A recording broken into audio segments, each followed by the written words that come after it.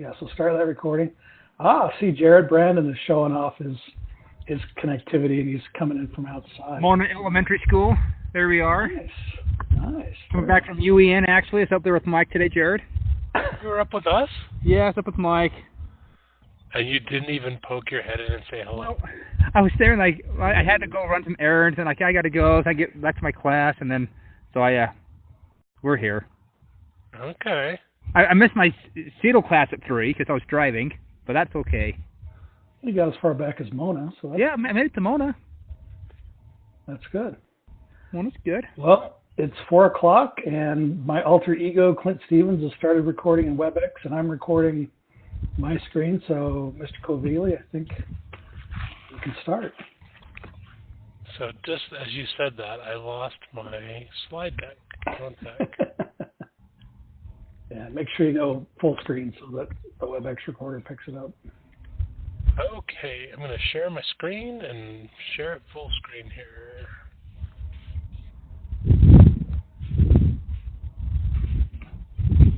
Oh, nice. Well, hello everyone. This is Jared Kovili coming to you from the University of Utah today. Good to be with all of you. Give me just 1 second. I want to move over our screen so I can see people if they have questions. Okay. We're just about to start our week 7 today. Some of you maybe have already jumped in. I noticed a few of my students have already gone through and been adding content over the last several days, so hopefully your summer is not flying by too quickly. But today we're going to be talking a little bit about creating a community of learners and how you can kind of work with people in your local community or as well as people from all over the country and develop your own personal or professional learning network. I like this slide that I found that says, the most valuable resource that all teachers have is each other. Without collaboration, our growth is limited to our own perspectives. And I'm sure all of us can share maybe how working with others and collaborating has impacted our teaching. Maybe, Brandon, I've got you on my screen right now. How has collaboration impacted your teaching? Other teachers much better than I ever was, so learning from them. Yeah. And Carol, anything you'd like to add about the benefit of learning with other people? I think more brains than one is better because you get lots more perspectives, lots more ideas, and then you just can go off each other. It helps a lot to have the collaboration. No question, right? I mean, I'm sure all of us have been involved in a class or a workshop where we've been able to learn from a bunch of different people, and it's really improved our perspectives. Let's see, I just lost something there. I lost Carol's picture. I don't know where you guys went. Give me 1 sec, see if I can bring you back here. We see you. You see me. Yeah. Now I see you guys again. Sometimes it's just silly stuff. Okay. So as we get into this week and we kind of look at some of the content, here are your assignments for this week. In the Connected Educator book, we're going to be reading from Chapter 6. And like we've done in the past, we're going to be doing our enhanced discussion posts as well as looking at the written assignment from the Future Ready framework. This week, as we kind of look at the Connected Educator, a lot of it centers around how can we expand our connection base beyond just the people that we see locally in our buildings to maybe connecting with other people. And the Future Ready framework talks a lot about how we can do this by increasing our professional learning. One of the big things that you're going to be asked to do is to try out Twitter. Now, I know some of us, Twitter is a scary place where things go on with mean tweets and we find out about what Justin Bieber's up to and all that kind of stuff. And while all of those things do happen on Twitter, I thought I would just share a couple of ideas with you about how Twitter is a benefit to you as an educator. From the slide that you can see on your screen, I think this is one of the great just-in-time learning tools. If I have a question or something that I'd like information about, Twitter's on 24/7, and there are usually people in my network that will share ideas or their thoughts with me and connect with me in a lot of different ways. And one thing that I like about that just-in-time learning is it's typically digital content. So I get access to great links, resources, articles, videos, all kinds of things that other people are curating and they're sharing with me.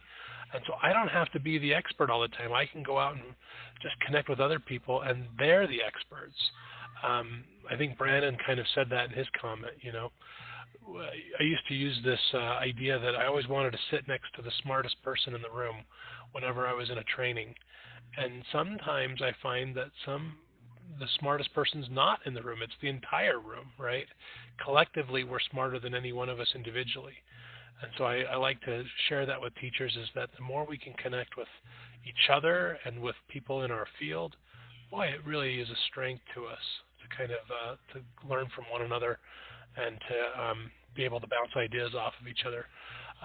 I know sometimes, unfortunately, our classrooms can be a little bit isolating, and so tools on social media can help us find other people and kind of connect. One great place where you can connect with Utah educators on Twitter is on Wednesday nights at 9 p.m. This is something called Utah Ed Chat, and it's happening pretty much every Wednesday night during the school year. Here's how it works. Utah teachers, if they're on Twitter at 9 o'clock at night, if they use the hashtag UTEDchat, all of that other content goes away, whether it's people tweeting about politics or people sharing photos from their vacations or things like that. And it's just a group of Utah teachers that are sharing ideas with one another. Last night there was actually one of those, and they were talking about what to expect in the next 10 years of education. And so people were kind of sharing their thoughts about what trends they saw coming down the road and how we can be prepared for them. On the slides here, I provided you with a link. I'm going to click on it just so you can see it. A link of Utah educators to follow.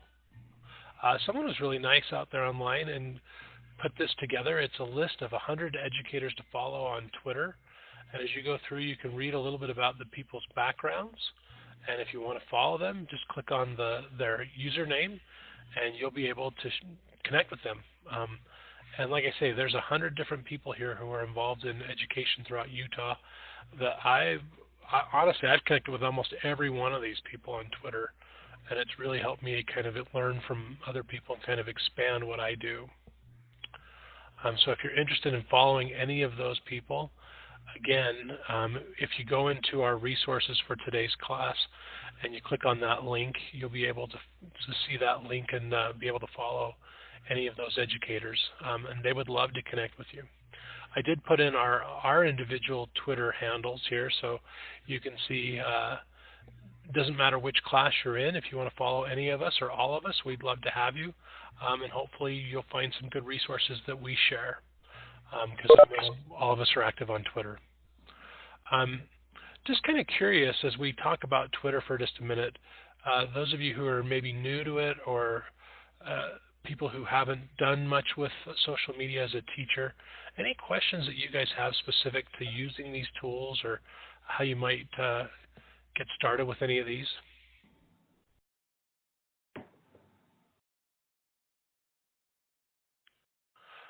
I know a lot of you are probably pretty familiar with Facebook.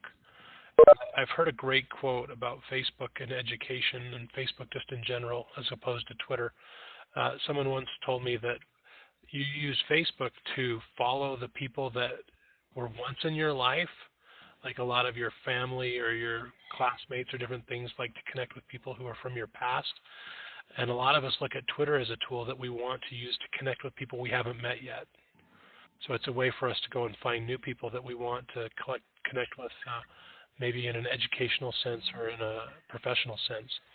And so that's a lot of how I've chosen to use Twitter as a way to connect with people that I haven't had a chance to meet in person yet, but have read maybe something that they've written or have followed some a resource that they've shared and want to connect with them.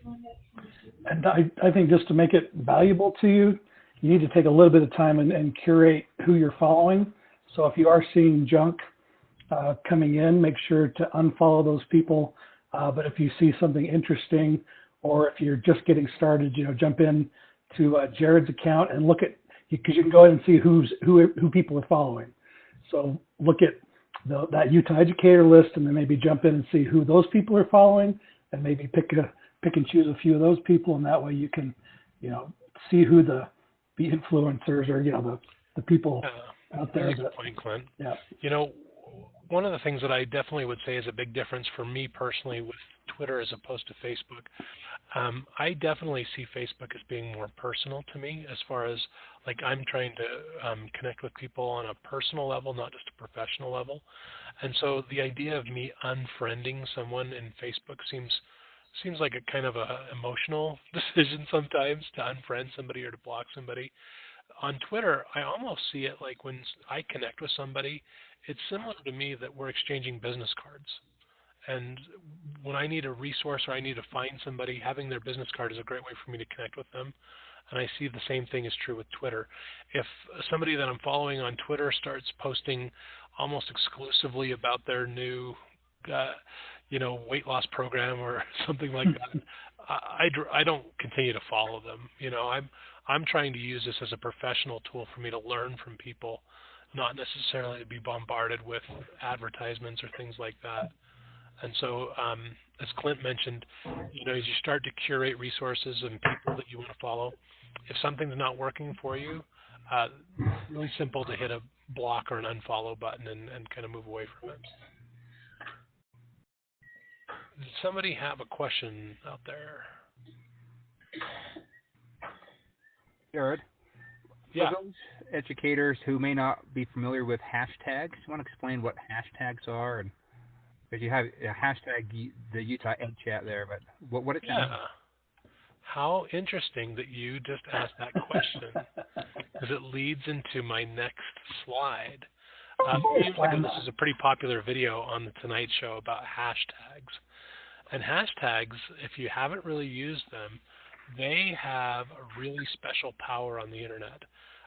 They allow you to filter content to a specific concept or a specific idea. And so when you go on to Twitter and you want to find out, I'll give an example. Let's say you're a third grade teacher and you want to know more about teaching fractions. You want to maybe get some ideas or some resources about it. Well, if you use the pound sign and the phrase third grade fractions, you're not going to find Jimmy Fallon writing about that. You're not going to find politicians writing about that. You're typically going to find teachers sharing with each other. So in essence, you're taking this big wide space of Twitter and you're narrowing it down to something specific that you can use for your own learning or for your own professional development. And so if you haven't ever used a hashtag or you're not sure what that is, a hashtag is basically a filter wherein you can reduce kind of the tool like Twitter or Instagram or these down to a specific idea. So, for example, that hashtag UTED chat that we see on this slide, when people type that in and they start following those threads, typically the only people participating in that chat are people who are looking for that hashtag. So you wouldn't see a lot of other people in there necessarily unless they're using that as a filter to kind of sort through and find things. And I'm sure I'll have to look on our slides in Canvas, but if there's not one already, we'll post a couple of links that provide you with some good educational hashtags so that you can see what other educators are out there following. And you don't have to be following the person in order to see if they use that hashtag or not. Yeah. So, like Jared said, it goes to the content, not the person. So kind of look at this as when you start working on your discussion for this week. I want you to think about what role can Twitter or social media play in building a professional learning network for you. And then I want you to think also, what are some topics in your own classroom that you'd like to spend some time learning about with some new voices or some new people? And search those out as hashtags this week as something that you can kind of look for and explore what's out there. I will tell you kind of just my own personal experience with this. I joined Twitter in 2007. just because that's kind of what a lot of us in EdTech do, is we join the new tools to explore them and kind of play with them. And I'll be honest, I don't think I really understood it until 2013. I mean, it took me almost 6 years to figure out how I could use this to create a learning network for me.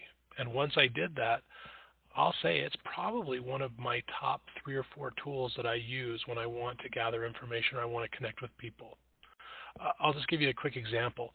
A couple of years ago, we had a keynote speaker at a conference I was at, and he was sharing some ideas, and I was watching not him live, but the recording of it. And I just, was watching this video, and I found a couple things so interesting, and so I just sent out a little tweet, and I included his handle on the tweet, and just said, I really liked what you were talking about here. Had a question about something, I can't even remember what the question was. But within about 10 minutes, he and I were in a conversation with each other. And I think that's the power of Twitter as opposed to email or, just a post of some kind of content. It really opens up a dialogue, and it's a great way for you to connect with other people. So hopefully this week that'll be your experiences, that you'll start seeing how you can use this to not only learn about information, but also connect with the people sharing that information. Any questions or comments from any of you about that?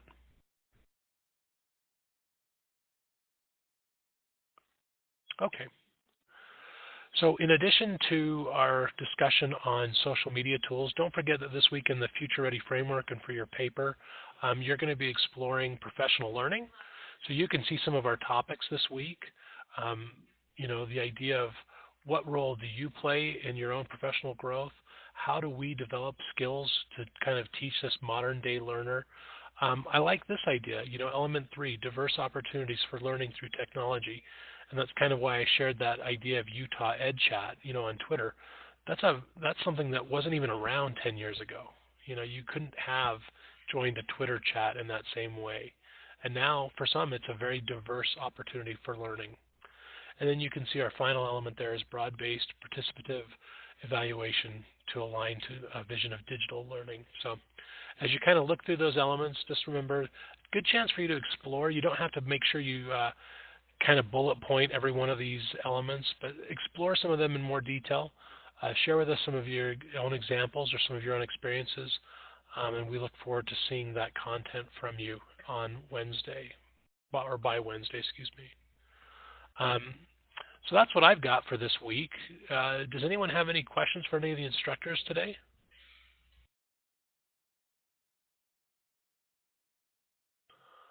Okay, well, by the time we see... comment, Jared. Oh, go ahead, Brandon. You were there this last week when we had a superintendent going through some emails, and he was saying that he's getting questions from his teachers asking these questions that you need to ask for your papers.